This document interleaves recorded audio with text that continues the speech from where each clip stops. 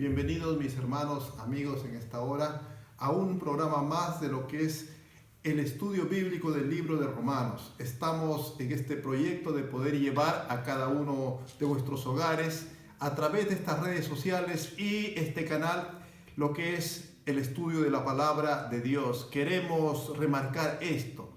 Cuando decimos palabra de Dios nos referimos a toda la Biblia. Toda la Biblia creemos que es inspirada por Dios. Dios inspiró a los escritores de la Biblia, de la palabra de Dios. Ahí está incluido el libro de Romanos también y el apóstol Pablo que escribe esta carta. Sí, creemos que todos, cada una de las enseñanzas que aquí estamos viendo y veremos son producto de la obra de Dios, de la revelación de Dios a través del Evangelio, a través de la carta a los romanos. Y eso es lo que estamos viendo en esta hora. En esta oportunidad queremos ver el capítulo 1, el versículo 16 y 17. Un texto muy conocido, el cual hacemos bien en estudiarlo y poder analizarlo y poder alimentarnos de esta palabra, que es palabra de Dios, que fortalece nuestro corazón, nuestra alma, nuestro espíritu. Permítame leer Romanos 1, versículos 16 y 17. Dice así la palabra del Señor: porque no me avergüenzo del Evangelio, porque es poder de Dios para salvación a todo aquel que cree, al judío primeramente y también al griego.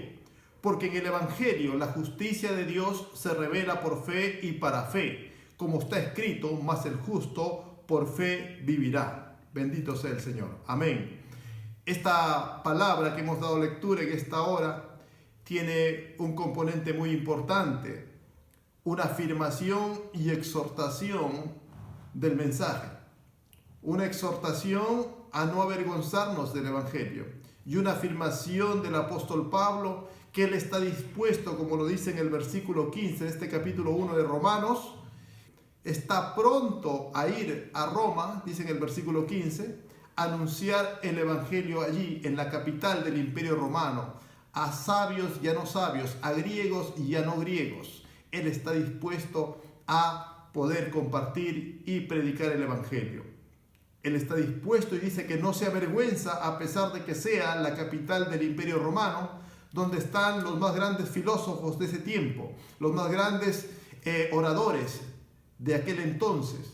Aunque haya gente muy culta, muy estudiada, allá en Roma, él no se va a avergonzar ni se avergüenza el Evangelio ante gente tan eminente en cuanto a letras. Así es que él está pronto a ir a Roma y les manifiesta a los hermanos a manera de animarles a que no se avergüencen del Evangelio. Es una exhortación para nosotros también, porque en todo tiempo ha habido gente que quiere ridiculizar el Evangelio, el mensaje, quiere traer a menos. Pero es importante que nosotros estemos bien preparados. El apóstol Pablo estaba preparado en cuanto a poder defender la fe y a poder presentarla también a aquellas personas incrédulas o escépticos en cuanto al mensaje de Dios. Y nosotros somos llamados a eso, a poder estar seguros del mensaje que presentamos. No solamente a tener la convicción, porque puedo tener la convicción, la seguridad que me dé el Espíritu Santo desde el momento que entrego mi vida a Cristo. Pero no basta eso.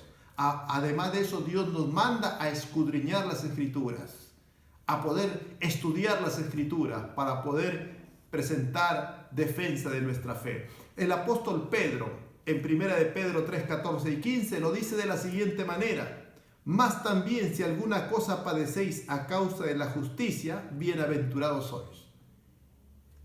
Porque, por tanto, no os amedrentéis por temor a ellos, ni os conturbéis, sino santificad a Dios, el Señor, en vuestros corazones, y estad siempre preparados para presentar defensa con mansedumbre y reverencia ante todo el que os demande razón de la esperanza que hay en vosotros. El apóstol Pedro escribe a lo que es los creyentes de aquel entonces. Estaban siendo perseguidos por la fe, por el Evangelio mismo. Así es que el apóstol Pedro dice: no debemos conturbarnos, no debemos amedrentarnos, no debemos avergonzarnos, sino que debemos presentar defensa a todo aquel que demande la razón de nuestra fe. Pero una defensa con mansedumbre, con conocimiento, no solamente con pasión A veces se defiende el Evangelio con pasión, pero falta conocimiento. Y realmente, pues, a veces dejamos mal el nombre de nuestro Señor Jesucristo.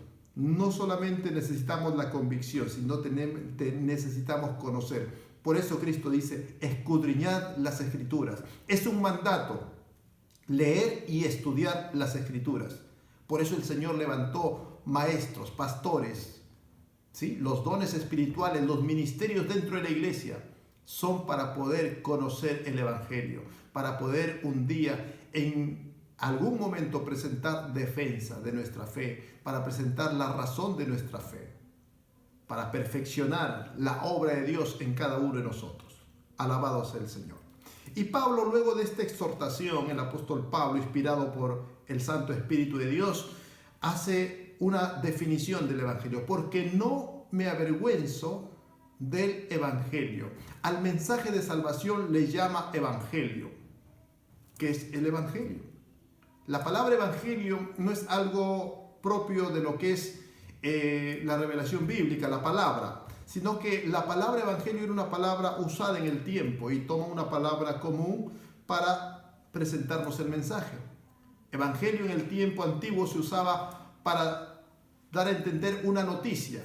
Evangelio era noticia de suma importancia, noticia de vital importancia, noticia que tenía que ver con todo el reino, con todo el imperio.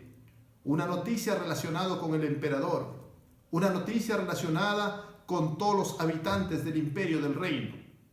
Entonces era una noticia vital, por decir quién será el nuevo soberano, el nuevo emperador, o una noticia sobre algo inminente, una guerra, ha habido victoria o derrota, que marcaba el futuro de la nación, de todos los que necesitaban escucharla.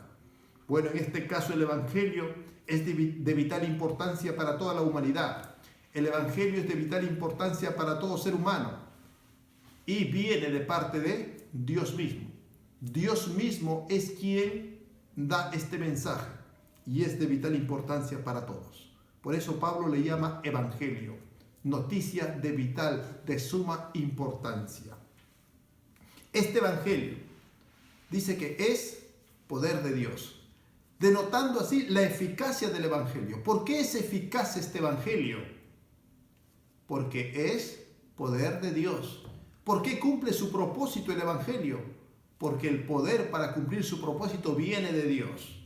Es poder de Dios para salvación, dice. Muy bien, este poder de Dios es porque es la palabra misma. ¿El Evangelio qué es? El Evangelio es la palabra de Dios. La palabra de Dios es poder. La palabra de Dios es Cristo mismo. El Evangelio es poderoso porque se fundamenta en la obra de Cristo mismo. Dios envió a su Hijo Jesucristo a morir por nosotros, por nuestros pecados y para justificar a la humanidad. Bendito sea el Señor. La obra de Cristo de venir a morir por nosotros, de resucitar de entre los muertos para justificación nuestra, es una manifestación poderosa del poder de Dios. La obra más poderosa, el milagro más poderoso que revela el poder de Dios en el Nuevo Testamento y en toda la Biblia es la resurrección de Cristo. No hay milagro donde no se manifieste el poder de Dios en su mayor expresión que la resurrección de Cristo, hermano. ¿Sí? El Evangelio es poder de Dios porque libra al hombre de la ira de Dios. Nos libra de la ira de Dios. El Evangelio es poder de Dios y eso nos da la seguridad de que somos hijos de Dios, de que somos salvos. Podemos tener esa seguridad de que somos salvos. Fuimos salvos el día que entregamos a Cristo nuestra vida. Estamos siendo cada día salvos y seremos salvos el día que estemos allá con el Señor. Todas estas expresiones podemos afirmarlas con seguridad. ¿Por qué? Porque el fundamento de nuestra salvación está en el poder de Dios. No en nuestra capacidad para hacer las cosas. No en nuestro poder, sino en el poder de Dios. Podemos tener esa seguridad entonces de que estamos en el Evangelio, nunca nos van a arrebatar, nunca nos apartaremos de Él, sino que seguiremos fieles, siendo santificados cada día para la gloria de Dios, por el poder de Dios. Juan 10:28 lo dice de esta manera. El Señor dice esto: y yo les doy vida, y no perecerán jamás, ni nadie las arrebatará de mis manos. A las ovejas del Señor, a los creyentes, Él nos da vida, y nadie nos arrebatará de sus manos. No pereceremos jamás, dice. Eso es producto del poder de Dios. Podemos caminar los días que nos quedan aquí en la tierra, santificándonos nuestras vidas, perfeccionándonos por nuestro poder, no, por el poder de Dios. Judas, versículo 24, el libro de Judas, casi al final ya del Nuevo Testamento, lo menciona de esta manera: y aquel que es poderoso para guardaros sin caída y presentaros sin mancha delante de su gloria con gran alegría. Aquel que es poderoso para presentarnos sin mancha y sin caída. El Evangelio es poder de Dios para salvarnos, para mantenernos firmes en este caminar hasta nuestro encuentro con el Señor, para poder mantenernos firmes, aun cuando en algún momento el cristiano a veces se debilita y tropieza. Es poder de Dios, ¿para qué? Para perdonar nuestros pecados, limpiarnos de toda maldad, restaurarnos y seguir adelante. Gloria a Cristo. Ese es el poder de Dios. Usted y yo permanecemos hoy en día en el camino, no porque después que entregamos nuestra vida a Cristo nunca más hemos cometido un pecado. ¿Hemos fallado al Señor? Cualquier creyente que sea sincero podrá decir: sí, hemos fallado al Señor. Desde que me convertí le he fallado. Aquel que conoce a Dios cada día ve cuán pecador es y cuánto aún necesitamos ser perfeccionados. ¿Sí? Es el poder de Dios que logra que nosotros podamos ser perfeccionados a través del arrepentimiento, a través del perdón de Dios, a través de la limpieza y a través de la instrucción de la palabra del Señor. Podemos cada día seguir este camino. Bien, luego nos dice que es poder de Dios para salvación a todo aquel que cree. El propósito del poder de Dios no es otra cosa principal que la salvación, mis queridos hermanos, amigos. El propósito del poder de Dios es la salvación del hombre, del ser humano. Ese es el propósito principal al cual apuntamos, al cual predicamos, al cual compartimos esta palabra. El poder de Dios para salvación. Si sana Dios a un enfermo, es para guiarlo a salvación. Si Dios responde con alguna manifestación poderosa, milagrosa, es para salvación. Todo está orientado a la salvación. ¿De quién? De todo aquel que cree. A todo aquel que cree, ¿no? Entonces, es una obra tremenda, ¿no? ¿Qué implica salvación? A veces nos preguntamos: ¿salvarme? ¿Pero de qué? Mire, mi querido hermano, amigo, ¿no? Dios nos libra de la ira venidera. El poder de Dios para salvación implica que Dios nos salva de la ira de Dios el día del juicio, de la condenación de Dios el día del juicio. Un día todos los seres humanos compareceremos ante Cristo, ante el Señor. Todos seremos juzgados. Si usted no tiene a Cristo en su corazón, lamentablemente usted será condenado por sus propios pecados. ¿Sí? Seremos condenados. Pero si usted tiene a Cristo en su corazón, el día del juicio, pues igual seremos juzgados. Pero podremos decir que Cristo pagó nuestra culpa. Nuestra condenación la pagó Cristo en la cruz del Calvario. Por eso es que seremos libres de la ira de Dios el día del juicio. Nos liberta del poder del pecado. La salvación quiere decir que somos libertados del poder del pecado. El poder del pecado para condenarnos. Ya no tiene poder el pecado sobre aquel que ha aceptado a Cristo, que ha nacido de nuevo, para condenarlo. Ya no, ya. Ninguna condenación hay para los que están en Cristo Jesús, dice Romanos 1, capítulo 8. ¿Sí? ¿Por qué? Porque ya no andamos en la carne, en nuestras fuerzas. Ya no queremos nosotros obtener la salvación en la carne, en nuestra humanidad, en nuestras fuerzas, sino ahora estamos en el Espíritu. Quiere decir que es en las fuerzas espirituales, en Cristo Jesús, es que podemos ser librados de la condenación. El pecado ya no tiene poder, porque ese poder se lo llevó Cristo cuando Él recibió el pago o el castigo por nuestros pecados. Nos libera del poder del pecado, ¿no? Ya no nos manda, ya no nos condena, ya no. Si bien el pecado a veces puede influenciar, sí, en el creyente cuando se debilita, pero ese pecado lo que hace es rompe nuestra relación, con nuestra comunión con Dios. El pecado, aún en la vida del creyente, tiene influencia, tiene poder, pero no para condenarnos, sino tiene poder para atarnos muchas veces y robarnos nuestra comunión con Dios. El verdadero creyente, cada día lucha contra el pecado, contra la tentación. Y cuando tropieza o cae, lo que hace el verdadero creyente se arrepiente, reconoce sus pecados, pide perdón a Dios. Y Dios nos perdona y nos limpia. Y seguimos adelante como hijo de Dios. Como hijo de Dios. Nos libera de la muerte. La salvación implica que somos librados de la muerte segunda o muerte espiritual. ¿Sí? Toda persona vamos a tener que morir físicamente, eso sí, ¿no? A no ser que Cristo venga antes y nos libre y nos lleve a vida eterna. Pero el que tiene a Cristo en su corazón, pues un día, cuando tengamos que comparecer ante el Señor, no seremos echados al infierno, al lago de fuego y azufre, que es la muerte segunda, dice el libro de Apocalipsis. El verdadero creyente, cuando ha entregado su vida a Cristo, un día, pues es librado, seremos librados de la condenación y muerte eterna. Somos librados también, la salvación implica que usted es librado del poder de la ley para juzgarlo y condenarlo, porque Cristo llevó el castigo de nuestra culpa. La ley que debería caer sobre nosotros cayó sobre Cristo. Bendito sea el Señor. Luego dice también la palabra del Señor que es poder de Dios para salvación a todo aquel que cree.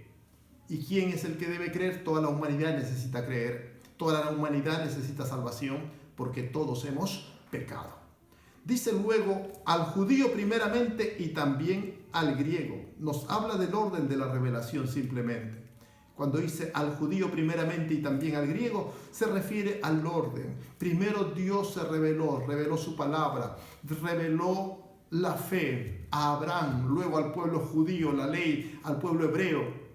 Y así a través del pueblo hebreo vino la ley, vinieron los profetas, a través del pueblo judío vino Cristo según la carne, que es nuestro Salvador. ¿Por qué? Porque Dios usó al pueblo judío como instrumento para hacer llegar su revelación a este mundo.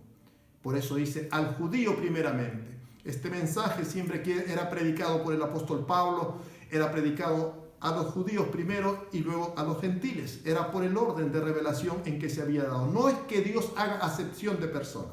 Es el orden de la revelación bíblica simplemente. Luego dice, ya en el versículo 17, va a hablarnos del método que Dios usa en el Evangelio para salvarnos a la humanidad.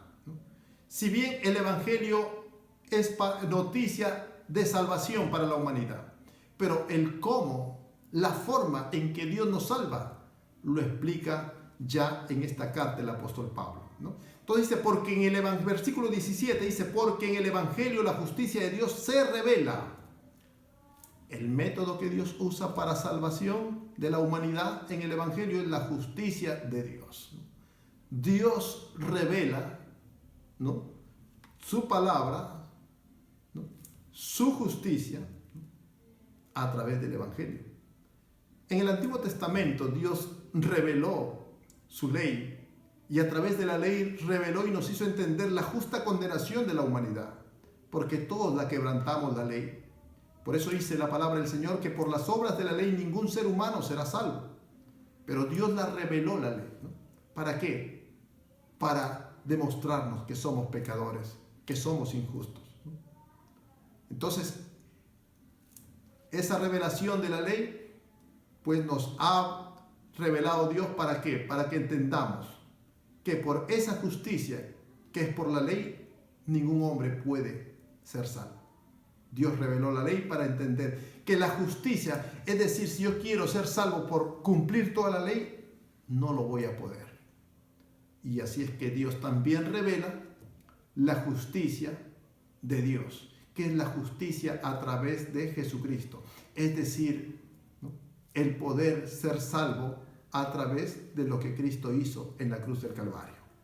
Son las palabras que Dios va a usar a través de la enseñanza del apóstol Pablo durante toda la carta. Palabras como justo, justicia, justificación, justificar. Estos son términos jurídicos que el derecho romano lo usaba. Pablo usa términos que usaban en ese tiempo, ¿no?, que el derecho romano usaba y que la gente estaba acostumbrada a escuchar, a entender, ¿no? Por ejemplo, la palabra justo, ¿qué es cómo se entendía? En el idioma griego, ¿cómo lo entendían la palabra justo? Justo era una persona que cumplía con todas las exigencias legales, morales, sociales de su época, ¿no? Un justo era una persona intachable, podemos decir, ante los ojos de los hombres, ¿no? Entonces, en este caso, delante de Dios, ¿habrá algún justo? No. Dice la Biblia, no hay justo ni aún uno. No hay justo ni aún uno que haya cumplido todas las exigencias de la ley de Dios. Tenga en cuenta que para que Dios considere a alguien justo según la ley, tiene que cumplir todas las exigencias de la ley, todos los mandamientos de la ley, y no fallar ni en uno. Si falla solamente en un mandamiento, el resto de justicias o de buenas obras de la ley pierden todo su valor. Y tiene que cumplirlo todos los días de su vida. Eso es un justo. ¿Habrá alguien así que haya cumplido con Dios todas las exigencias de la ley? No, todos hemos pecado. No hay ningún ser humano que haya podido cumplir. Pero uno sí cumplió, Cristo Jesús. Dios hecho hombre, que se hizo hombre para cumplir la ley por nosotros y sufrir también el castigo de la ley por nosotros. Cristo sí fue quien cumplió con todas las exigencias de la ley. Él cumplió con toda la ley, fue tentado en todo, pero en nada Él cayó, en nada Él tropezó. Él cumplió toda la ley. Si alguien podría ser declarado justo en la historia de la humanidad, el único que podría ser declarado justo es Cristo, Cristo Jesús. Alabado sea el Señor. La palabra justo entonces tiene que ver eso. Justificar, ¿qué quiere decir? Que la va a usar el apóstol Pablo a través de toda la explicación de la carta. Justificar quiere decir declarar justo a alguien. Dios declaró a Jesucristo el justo, pero también Dios nos declara a nosotros justos sin serlos. A los creyentes Dios nos declara justos. ¿Por qué? Porque nos atribuye la justicia de Cristo, es atribuida a nosotros. Dios nos declara de esa manera justos sin serlo. El ser humano no es justo. Por la fe, cuando nos arrepentimos y entregamos nuestra vida a Cristo, esa justicia de Dios, de Cristo, que haber cumplido con todas las exigencias de la ley, Dios la transfiere a nosotros por fe. Por eso dice, el justo por fe vivirá. Si alguien puede ser declarado justo, es simplemente por fe en aquel que sí fue justo y que justifica a todos los que creen en Él, Jesús. Alabado sea el Señor. Entonces la palabra justificar tiene que ver con eso, declarar a alguien justo, como que ha cumplido toda la exigencia de la ley, ¿no? Entonces, en el libro de Romanos vamos a ver que lo usa de esa manera, ¿no? Aquel que es declarado justo es justificado, es absuelto de toda condena por la justicia de Cristo, ¿no? Entonces, cuando somos declarados justos, es que somos absueltos. Ser justificado quiere decir ser absuelto de condena, ser absuelto de nuestra culpa. Gloria al Señor, bendito sea Cristo.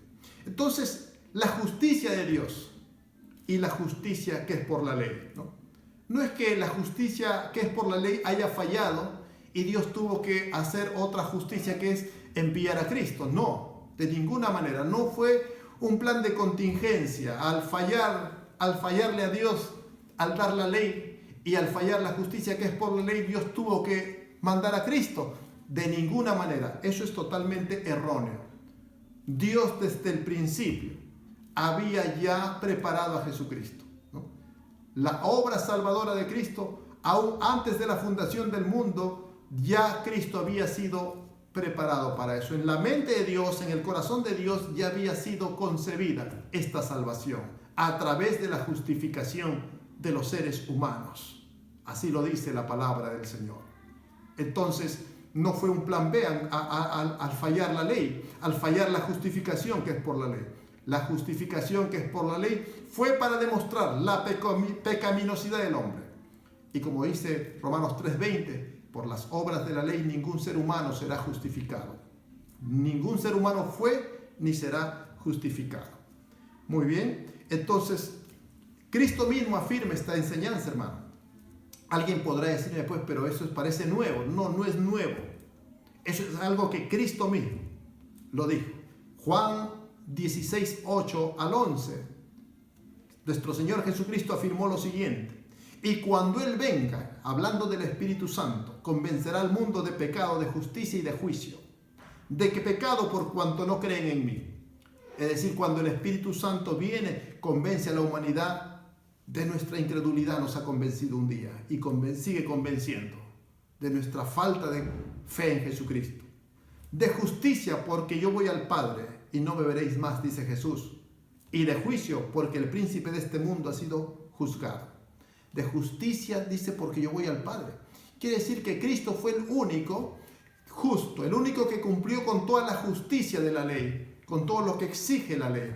Por eso, Él sí con derecho va al Padre, porque Él sí cumplió con toda la justicia que Dios demanda. Y todos los que creemos en Cristo también iremos con Cristo al Padre, al reino de los cielos. Pero dice de juicio, porque el príncipe de este mundo ha sido juzgado. Satanás está juzgado a condenación, al lago de fuego y azufre. Y todos los que no creen en Cristo, a todos los seguidores de Satanás y de la rebeldía contra Cristo, pues seguirán un día, serán condenados juntamente con Satanás, la bestia y el falso profeta, como dice en Apocalipsis, en el lago de fuego y azufre, o el infierno, o la muerte segunda. Así lo llama. Por tanto, dice que la justicia de Dios se revela. Se revela. Es decir, Dios la revela a través de la predicación, a través de la enseñanza de la palabra del Señor y a través de la obra del Espíritu Santo. La palabra y el Espíritu Santo son los medios que Dios usa para revelar esa justicia de Dios, o la justicia que es en Cristo Jesús, la salvación que es en Cristo Jesús. Bien, y ya la última parte dice, porque la justicia de Dios se revela por la fe y para fe, ¿no? Como está escrito, dice, el justo por fe vivirá, ¿no? Alabado sea el Señor, ¿no? Quiere decir que en el Evangelio la obra salvadora de Dios se inicia con la fe y termina con la fe. Un día por fe usted y yo entregamos nuestra vida a Cristo y seguimos nuestro caminar por fe. Y un día, gracias a esa fe, estaremos en la eternidad con el Señor. La fe es la parte importante. Hoy día podemos estar aquí frente a ustedes porque creemos que Cristo pagó nuestros pecados. Podemos seguir cada día predicando el Evangelio y estar en pie porque Cristo nos sigue perdonando nuestros pecados. Y un día estaremos allá con el Señor porque Él así lo ha prometido. Y en todo esto la fe juega un papel muy importante. Necesitamos fe. ¿Y la fe cuándo viene? La fe viene por el oír la palabra de Dios. ¿Quiere usted tener fe? Escuche, lea, estudie la palabra de Dios y eso va a fortalecer nuestra fe. Exhortamos, animamos a cada uno de los que nos escuchan a leer el libro de Romanos y seguir estos estudios que en esta oportunidad estamos llevando. Leer toda la Biblia, pero en esta oportunidad estamos leyendo el libro de Romanos y queremos que usted comparte estos estudios y juntos poder crecer espiritualmente. Permítame orar en esta hora por cada uno de nuestras vidas, cada uno de los que están allá en casa. Si hay alguna necesidad, En fe vamos a orar para que Dios esté proveyendo su seguridad, su fidelidad y su fortaleza espiritual. Padre nuestro que estás en el cielo, te damos gracias, Señor, en esta hora de haber podido compartir y estar compartiendo esta hermosa carta a los romanos, Señor. Pedimos tu bendición sobre cada uno de nuestros hermanos, amigos que están allí en sus hogares viendo este video. Pedimos, Señor, que tú bendigas su vida, su familia. Tú afirmes, Señor, sus corazones en la fe, Padre Santo. Quites toda duda, todo temor, Padre Santo. Todo aquello que quiere interrumpir, Señor, Padre bendito, que tu palabra llegue a su corazón y a su alma. Y, Señor, demuéstrale a través de tu palabra y a través de la fe que tú los amas, Señor. Tú amas a este hermano, a mi hermana que está escuchando esta palabra, Señor. Tú lo amas y quieres, Señor, ayudarle en su caminar, que es por fe, Señor. Mira aquellos que están padeciendo alguna enfermedad, que están padeciendo, Señor, preocupación, ansiedad, angustia, depresión. Te pedimos en el nombre de Jesús, Padre, que tú estés auxiliando, quitando, Señor, toda enfermedad, quitando, Señor, toda ansiedad en el corazón, toda depresión en el alma, Señor. Y, Señor, ponga cada uno de los que estamos escuchando esta palabra, Señor, nuestra fe, nuestra confianza en Jesús. Nuestra esperanza de vida es Jesucristo. Gracias, Señor. Bendecimos a todos aquellos que están escuchando este programa. Dios lo bendiga a ellos y a su familia. Dios le bendiga a usted, hermano, y a toda su familia. Gracias te damos, Padre amado, en el nombre de Jesús. Amén, amén. Dios le bendiga, mis queridos hermanos, amigos. Muchas gracias y será hasta el siguiente programa en que estaremos compartiendo más de la palabra de Dios, de este hermoso libro de Romanos. Dios le bendiga. Muchas gracias.